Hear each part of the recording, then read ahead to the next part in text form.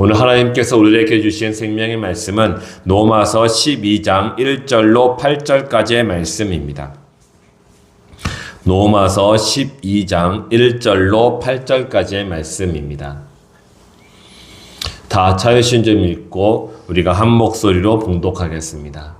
그러므로 형제들아 내가 하나님의 모든 자비하심으로 너희를 권하노니 너희 몸을 하나님이 기뻐하시는 거룩한 산 제물로 드리라. 이는 너희가 드릴 영적 예배니라. 너희는 이 세대를 본받지 말고 오직 마음을 새롭게 함으로 변화를 받아 하나님의 선하시고 기뻐하시고 온전하신 뜻이 무엇인지 분별하도록 하라. 내게 주신 은혜로 말미암아 너희 각 사람에게 말하노니 마땅히 생각할 그 이상의 생각을 품지 말고 오직 하나님께서 각 사람에게 나누어 주신 믿음의 분량대로 지혜롭게 생각하라. 우리가 한 몸에 많은 지체를 가졌으나 모든 지체가 같은 기능을 가진 것이 아니니 이와 같이 우리 많은 사람이 그리스도 안에서 한 몸이 되어 서로 지체가 되었느니라. 우리에게 주신 은혜대로 받은 은사가 각각 다르니 혹 예언이면 믿음의 분수대로,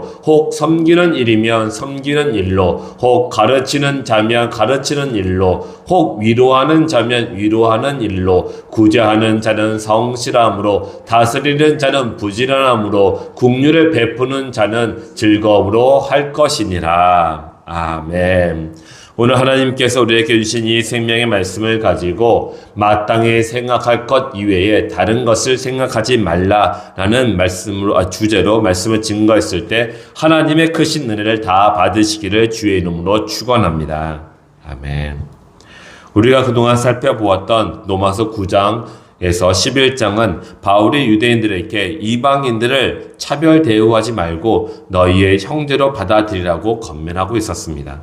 사실 바울이 이렇게 권면하는 것은 쉽지가 않았습니다. 왜냐하면 유대인들은 그들이 갖고 있는 그 믿음, 그동안 전통으로 그들이 갖고 있었던 그 지식들, 이런 것들이 바울의 그 권면하고는 다르기 때문에 유대인들의 그 반발을 살 수 있었기 때문에 바울은 그들에게 권면하기가 쉽지 않았습니다. 그동안 유대인들은 자신들이 갖고 있었던 자랑이며 자긍심이며 또 하나님을 믿는 믿음이었던 그 모든 것들이 지금 잘못되었다고 말하는 그 순간에 자신들이 갖고 있었던 걸 다 내려놔야 했어요. 그런데 그들은 그렇게 내려놓지를 못했습니다. 왜 그랬을까요? 그동안 그들에게는 경험이 있었어요. 경험이. 자신의 삶을 살아왔던 그 수많은 시간들의 그 경험들, 그리고 그 경험들을 말미암아 생겼던 습관, 이런 것들을 그들은 포기할 수가 없었어요. 왜? 그게 맞다고 생각했기 때문에, 그대로 살아왔기 때문에 그것을 내려놓는다는 것은 결코 쉽지가 않았습니다. 그런데 사도 바울은 그들에게 끊임없이 이야기를 했던 것이에요. 너희가 믿고 있는 그 하나님이 너희만 사랑하는 것이 아니라 이 온 세상을 사랑하는 우리의 구세주이시다라는 것을 이야기하는 것을 그들에게 끝까지 포기하지 않고 이야기했던 것이죠. 또한 이렇게 권면했을 때 사도 바울은 사랑의 마음으로 그에게 권면했던 것이었습니다. 우리 다 알다시피요, 자신이 갖고 있었던 그 생명줄 같은 예수 그리스도로부터 끊김을 당할지라도 나는 너희들한테 사랑으로 이 진리를, 이 진실을 전해야겠다라고 말했습니다. 자신의 목숨보다 상대방의 그 목숨이 더 귀하다는 그렇게 고백을 들었던 이 로마에 있는 이 유대인들은 결코 그 마음을 그대로 받아들였을까 생각이 됩니다. 어찌되었든 그들은 늘 자신의 갖고 있었던 경험과 또 습관으로 말미암아 그들은 온전히 예수 그리스도를 믿지 못했어요. 그것이 믿지 못하는 것입니다. 우리가 생각으로 알고 있고 또 지식으로 알고 있었고 또 기도를 한다고 하더라도 예수님이 말씀하신 것이 나의 생각과 다르다면은 내 생각을 포기해야 되는 것이에요. 포기해야 되는 것이에요. 그리고 예수님의 말씀에 순종해야겠죠. 그것이 믿는 것입니다. 우리들에게 이런 말이 있더군요. 모든 사람들이 버리지 못하는 두 가지가 있다고 합니다. 그것은 경험과 습관이라고 합니다. 이 경험이 쌓이면 허물지도 못한다고 합니다. 그리고 나중에는 이 경험으로 말미암아 자신이 하나님이 된다고 합니다. 내가 알고 있었던 것들이 자신에게 신앙이 된 것이에요. 자신에게 성경이 된 것이에요. 그리고 그대로 살아가느니 그가 바로 하나님이 되는 것이 아니겠습니까? 그 사람에게는 어떠한 말씀도, 어떠한 기도도, 어떠한 찬양도 결코 그를 무너뜨리지 못했습니다. 그 안에 있었던 것은 그동안에 그가 쌓아왔던 경험과 습관이 꽉 채워져 있었기 때문이죠. 그것도 너무 견고해졌어요. 그래서 성경에서는 우리들에게 묵은 땅을 기경하라라고 말하고 있고, 또 우리의 경건은 우리의 경건의 모양이 아닌 경건의 능력으로 살아가라라고 말씀하셨던 것이죠. 그것은 곧 지난날 내가 갖고 있었던 것을 다 허물고 예수 그리스도의 말씀을 받아들이는 것입니다. 받아들이는 것이에요. 그런데 그것이 우리에게는 너무 힘들기 때문에 하나님께서 이 땅 가운데 오셔서 우리에게 십자가로 말미암아 우리가 갖고 있었던 경험과 습관을 다 허물었던 것이죠. 그래서 우리에게는 그 십자가의 죽으심과 부활하심이 굉장히 소중한 것입니다. 굉장히 소중한 것이에요.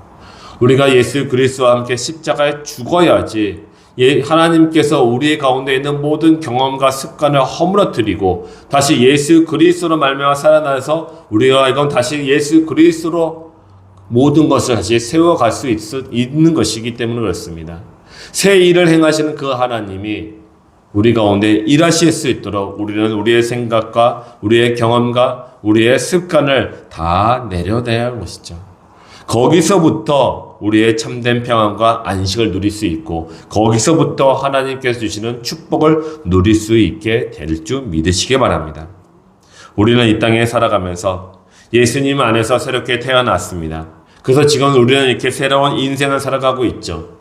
새롭게 살아가고 있다고 하더라도 고난이 없다고 한 적이 없습니다.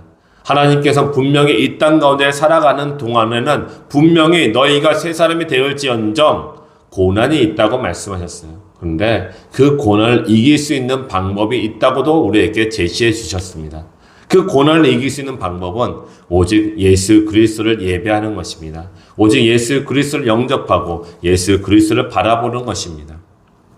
오늘 말씀에서도 그렇습니다. 오늘 말씀에서도 바울은 예수님 안에서 새롭게 태어나고 또 새로운 인생을 살아간 사람들에게 가장 먼저 해야 할 것이 무엇인지를 1절에서 말씀해 주고 계십니다. 1절에 그러므로 형제들아 내가 하나님의 모든 자비하심으로 너희를 권하노니 너희 몸을 하나님이 기뻐하시는 거룩한 산 제물로 드리라. 이는 너희가 드릴 영적 예배니라. 사도 바울이 예수님 안에서 새롭게 태어나서 새로운 인생을 살아가는 자에게 가장 먼저 했던 말씀은 예배를 드리라는 것이에요. 하나님께 예배를 드리는 것이에요. 근데 그 예배를 어떻게 드리라고 하고 계십니까? 말씀을 보니까요. 우리의 인생을 하나님께 드리기에 합당한 산 제물로 드리라고 합니다. 여러분, 우리의 인생을 하나님께 산 제물로, 살아있는 제물로 드리라고 하는 것이에요. 무슨 말입니까? 살아있는 동안에, 지금 우리가 살아가는 동안에 그 모든 인생을 하나님께 드리라는 것이에요. 죽은 지난날의 과거에 우리의 인생을 하나님께 드리는 것이 아니라 앞으로 살아가야 하는 우리의 인생을 하나님께 드리라는 것이에요. 그것이 살아있는 건 제물 아니겠습니까?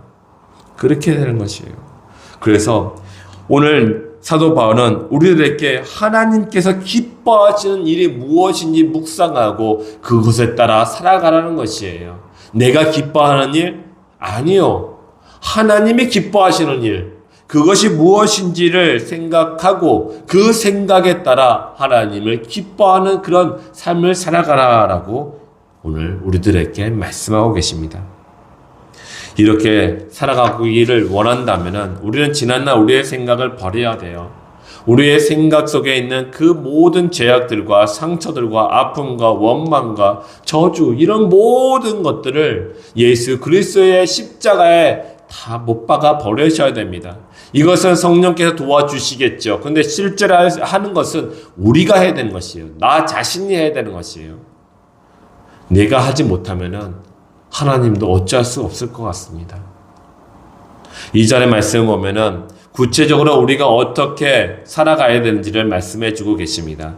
2절에 너희는 이 세대를 본받지 말고 오직 마음을 새롭게 함으로 변화를 받아 하나님의 선하시고 기뻐하시고 온전하신 뜻이 무엇인지 분별하도록 하라. 이 말씀을 보시면요, 하나같이 하나님께서 하시겠다는 것이 아니라 네가 하라라고 말씀하고 있어요. 너 자신이 해야 한다라고 지금 계속 말씀하고 있어요. 하지 마라, 해라, 이렇게 해라, 저렇게 해라. 그러면 그것을 하는 것은 누구겠습니까? 나의 의지를 갖고 우리가 그 일을 행하는 것입니다. 그렇습니다. 우리는 이 세대를 본받지 말아야 합니다. 이 세상에 우리들에게 말하는 것들, 이 세상에 우리들에게 원하는 것들, 우리는 이 모든 것들을 성경의 말씀으로 다시금 살펴보아야 합니다. 그래서 이것이 우리들에게 합당한 것인지, 이것이 믿음에 합당한 것인지, 이것이 말씀에 합당한 것인지를 우리가 성경의 말씀을 기준으로 삼아서 살펴보아야 할 것입니다. 그렇게 살펴보아야지 우리가 세상을 본받지 않을 수 있는 것이죠. 그런데 우리가 말씀을 먹지 아니하고 말씀을 우리가 묵상하지 아니하고 말씀을 늘 우리의 삶 속에 적용하지 아니한다면은 우리는 세상의 순간순간에 주는 그들이 원하는 것들, 그들이 말하는 것들에 우리가 넘어갈 수밖에 없는 것이에요. 넘어갈 수밖에 없는 것입니다.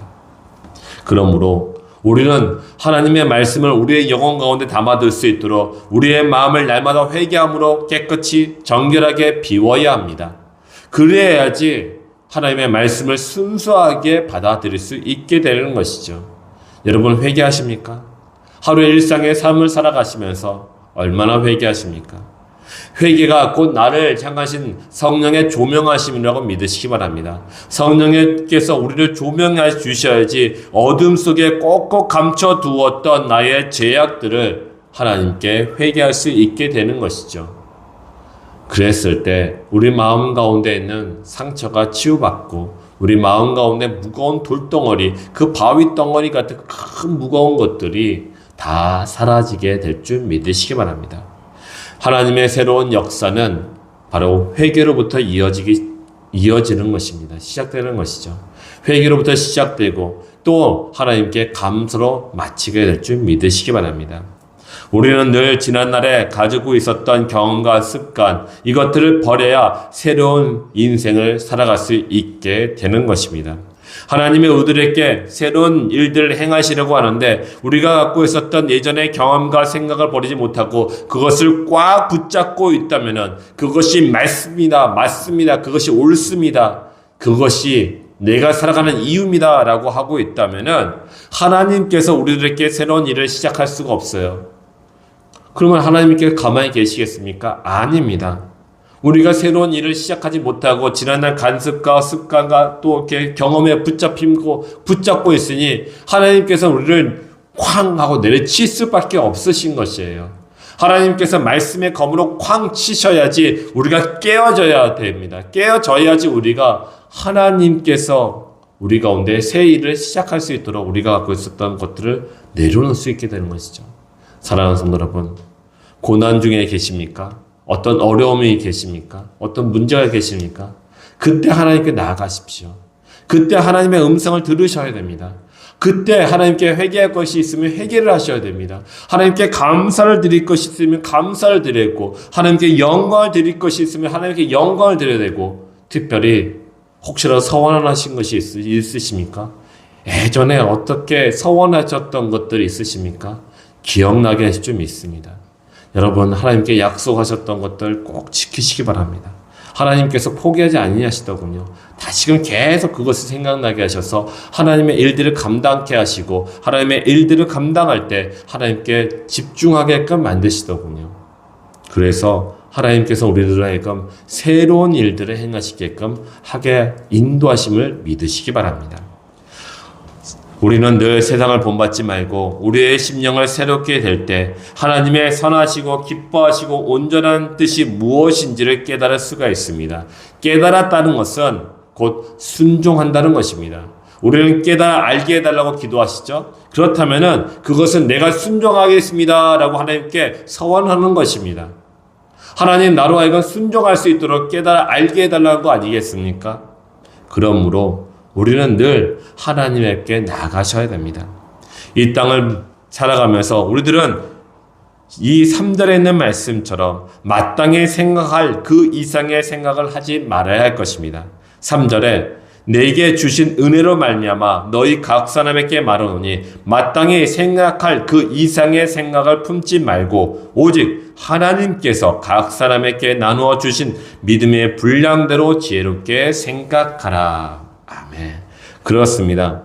우리는 마땅히 생각할 그 이상의 생각을 하면은 안 됩니다. 왜냐면요, 자연스럽게 죄를 생각하게끔 되어 있거든요.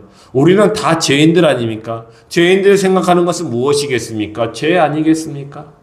그렇기 때문에 오늘 말씀에서 얘기하는 것은 마땅히 생각할 것, 곧 하나님의 말씀, 그 이상의 것은 생각하지 말라고 말씀하시고 계시는 것입니다.